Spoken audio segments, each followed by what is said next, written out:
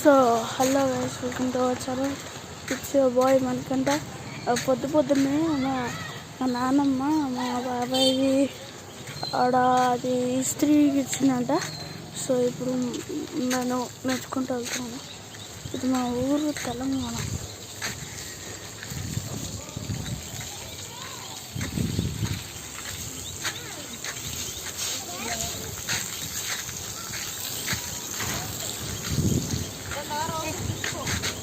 ఇంటికి వస్తున్నా.